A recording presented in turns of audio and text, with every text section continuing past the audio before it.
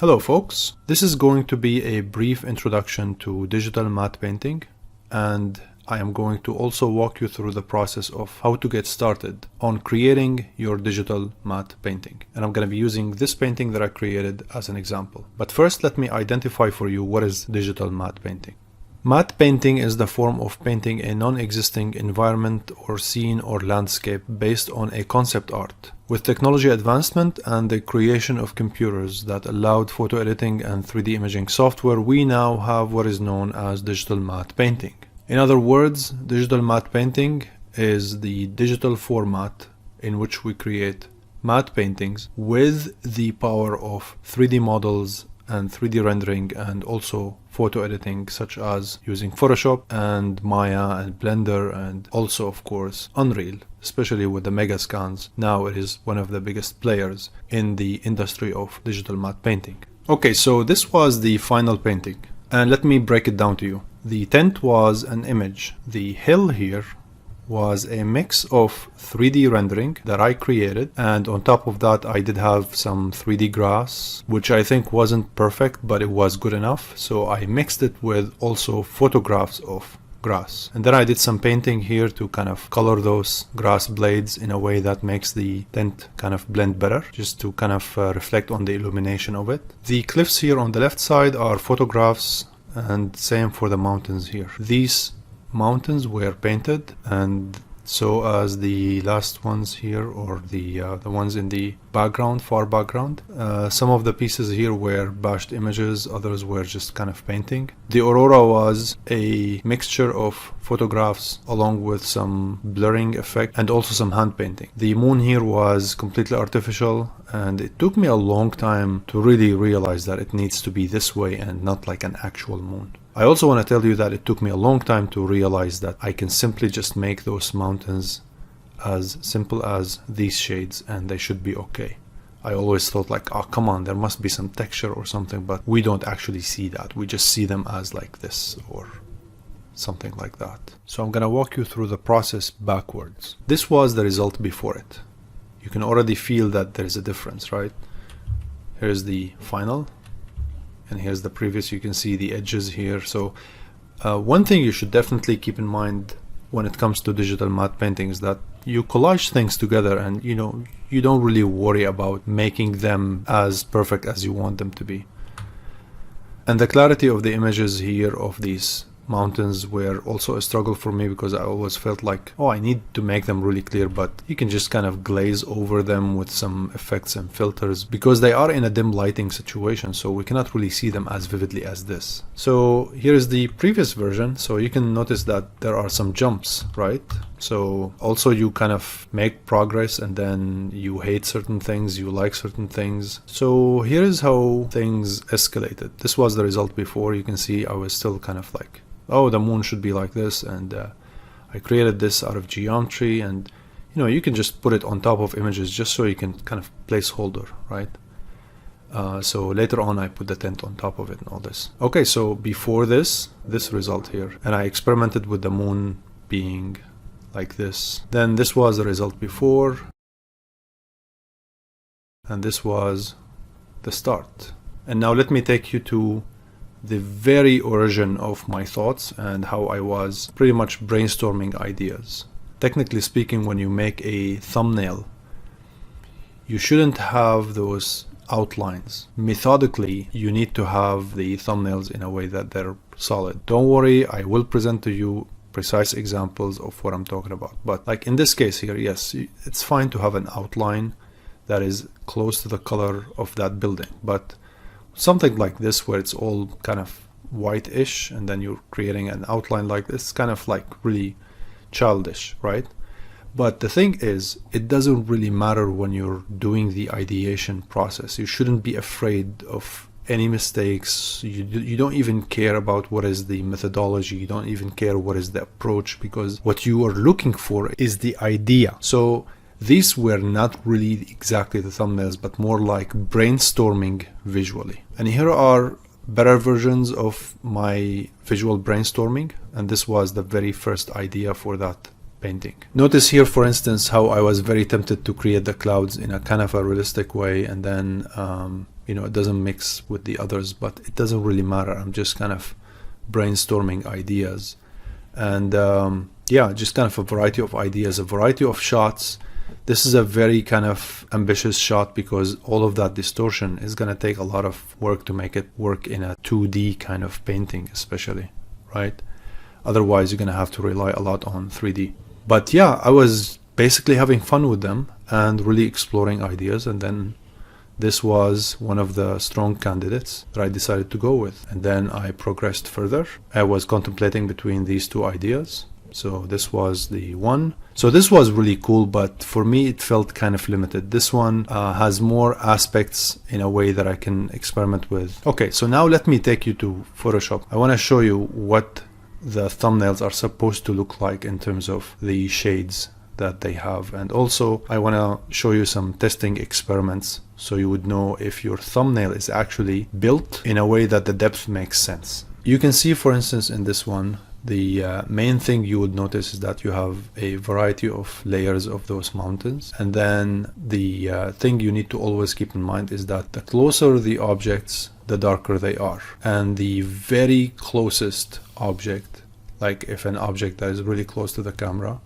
and even in this case here on this one, I need to have the darkest to be black, and ideally the brightest to be very like faint white, like these, very, very light. And therefore in many cases it is ideal to start painting with the background, like the mountain in here, and then you paint on top of it with a darker shade. So typically what you want to do is to have a variety of shades up front. Let's say I'm gonna hit B, and notice, for instance, here if I go and pick, let's say this is the lightest, so this is the lightest that I'm gonna go with, and then this is the darker. So yeah, as you can see, you have to plan those shades in a way that they convey the depth exactly the way you want them to. Okay, so I'm gonna select this thumbnail here, go to image, adjustment, and then curves. What I want to show you here is how you can test out if your depth in that thumbnail is correct, meaning that I need to test to see if the closest object is actually the darkest and if the furthest object is the lightest. So I go to the curves. You can do that also in the levels. I'm gonna drag this. Starting point is that tree. I move this further. It's the second tree, and then the ground below them, and then that ship, which is just in between them and the other side, and then the tree, and then the last tree.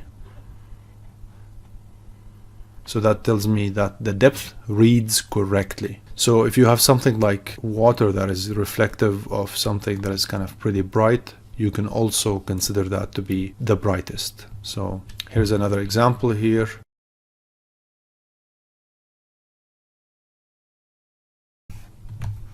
Yeah, and you see things like this. This is terrible. Like, you don't want to have this. So once you decide you want to really clean up a thumbnail,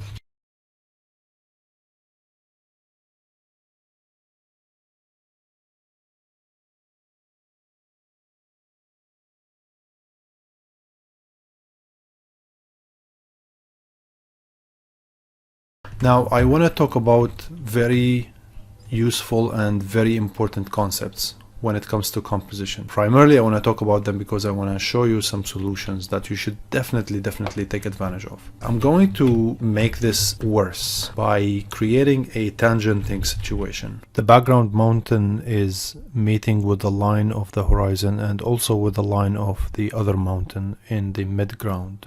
And this here creates a tangenting case. If I want to make this to be worse,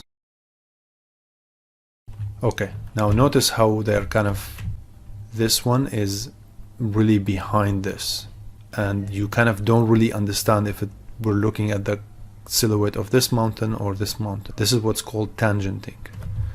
Another case here. So that tangenting there is really terrible because it mixes things up and it's very confusing. So to solve a tangenting case like this one, you simply need to make the overlap to be more deliberate and noticeable. Let me create a problem out of this. Let's say it's like that. It kind of looks annoying. it almost looks like there's a cross there, or like a plus, or kind of, you know, just too busy, too annoying. I can even make it more interesting by creating such a shape here.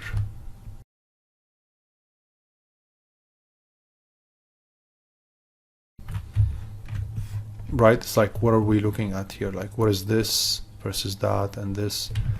I suppose to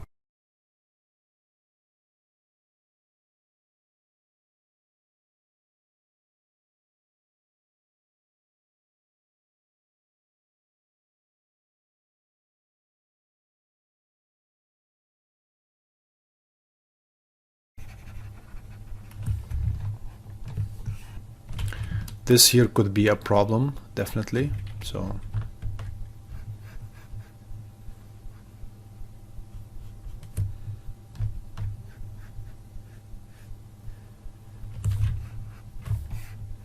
the readability now is kind of better for this vehicle or ship. And needless to say that we always look for the thirds. So let me show you the very quickest way that I can think of that you can do to check your thirds. You make a selection, Control T to go to free transform, and then right mouse button, then go to warp, and that's going to reveal the thirds for you instantly. So you can see here, on the right third there is nothing. On the cross point there is nothing, and that is a bad sign. So I would make this island to be closer here, and possibly I would make the tree in here to fix this problem.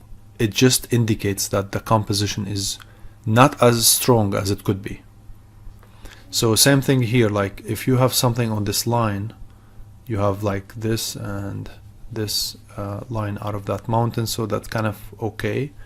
And given that there's nothing really going on other than the mountains, this is as close as you always want to keep the following in mind. If you have something going on creating a balance, you have to have something going on there for balance, and vice versa, here versus there. And on the other hand also, typically if you have something going on that is taking this whole piece here, at the very, very minimum you should have one thing here, or maybe two things, or maybe also similarly. So just to illustrate my point further, I'm gonna try out the concept of the stick salesman, but instead I might do something slightly different than the stick salesman.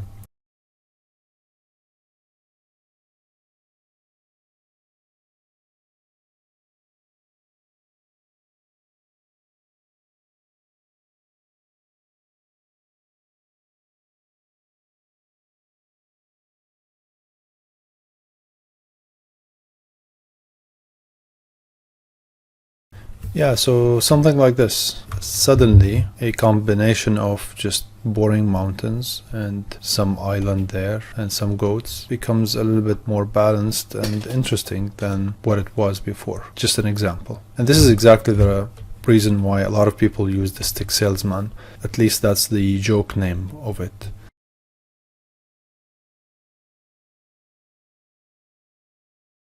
And lastly, I want to mention the way you want to paint your thumbnail. So let's say my sketch looks like this, and now I want to build that thumbnail for it.